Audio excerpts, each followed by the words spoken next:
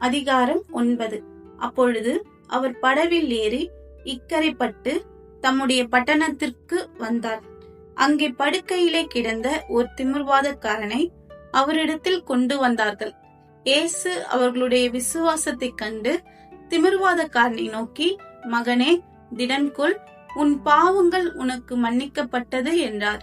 அப்பொழுது வேதபாரகரில் சிலர், இவன் தேவ தூஷணம் சொல்லுகிறான் என்று தங்கள் உள்ளத்தில் சொல்லிக் கொண்டார்கள்.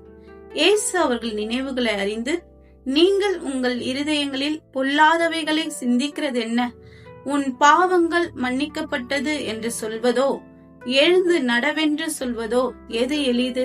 பூமியிலே பாவங்களை மன்னிக்க மனுஷகுமாரனுக்கு அதிகாரம் உண்டென்பதை நீங்கள் அறிய வேண்டும் என்று சொல்லி திமிர்வாதக்காரனை நோக்கி, நீ எழுந்து உன் படுக்கையை எடுத்துக்கொண்டு உன் வீட்டுக்கு போ என்றார்.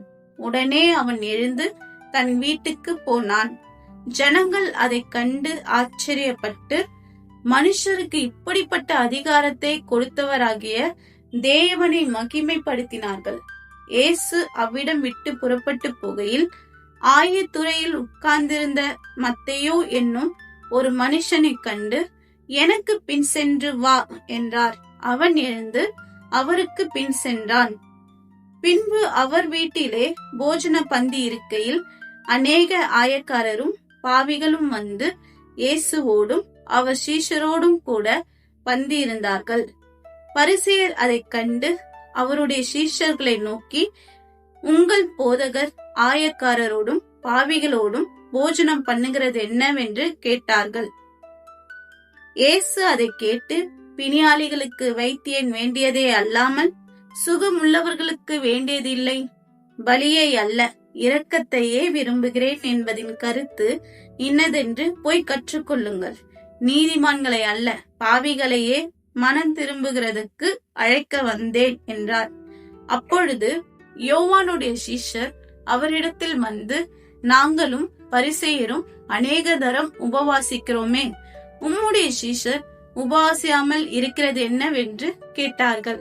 அதற்கு இயேசு, மணவாளன் தங்களோடு இருக்கையில் மணவாளனுடைய தோழர் துயரப்படுவார்களா? மணவாளன் அவர்களை விட்டு எடுப்படும் நாட்கள் வரும், அப்பொழுது உபவாசிப்பார்கள். ஒருவனும் கோடி துண்டை பழைய வஸ்திரத்தோடே இணைக்க மாட்டான். இணைத்தால் அதனோடே இணைத்த துண்டு வஸ்திரத்தை அதிகமாய் கிழிக்கும், பீறலும் அதிகமாகும்.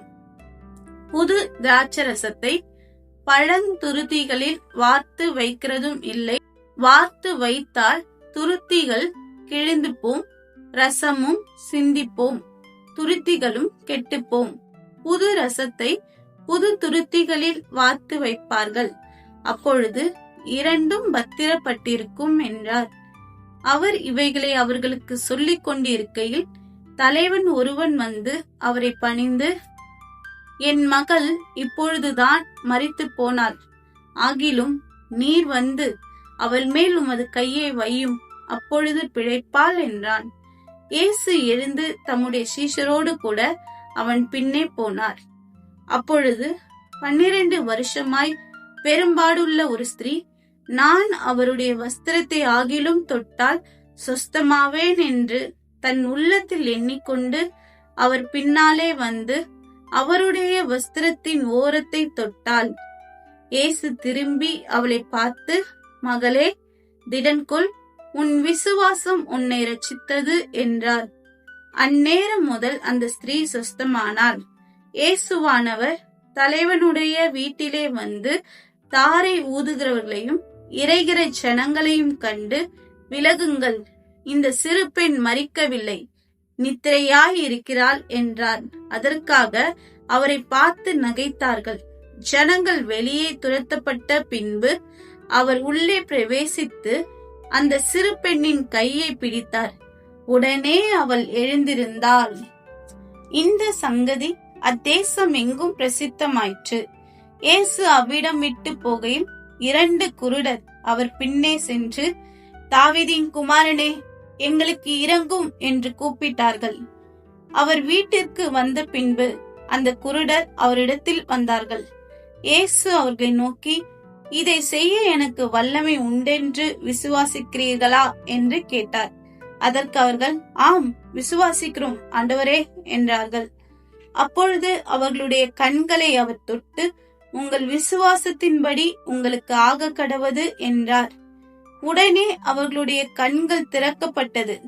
இதை ஒருவரும் அறியாதபடிக்கு எச்சரிக்கையாய் இருங்கள் என்று இயேசு அவர்களுக்கு கண்டிப்பாய் கட்டளையிட்டார்.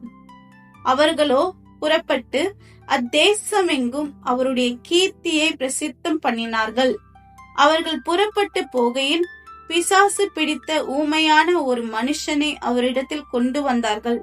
பிசாசு துரத்தப்பட்ட பின்பு ஊமையன் பேசினான். ஜனங்கள் ஆச்சரியப்பட்டு, இஸ்ரவேலில் இப்படி ஒரு காலம் காணப்படவில்லை என்றார்கள்.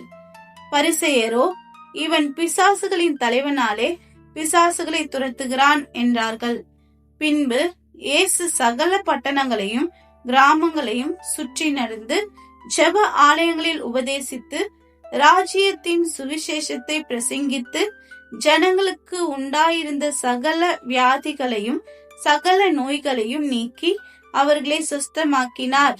அவர் திரளான ஜனங்களை கண்டபொழுது அவர்கள் மேய்ப்பன் இல்லாத ஆடுகளைப் போல தொய்ந்து போனவர்களும் சிதறப்பட்டவர்களுமாய் இருந்தபடியால் அவர்கள் மேல் மனதுருகி தம்முடைய சீஷர்களை நோக்கி, அறுப்பு மிகுதி, வேலையாட்களோ கொஞ்சம்.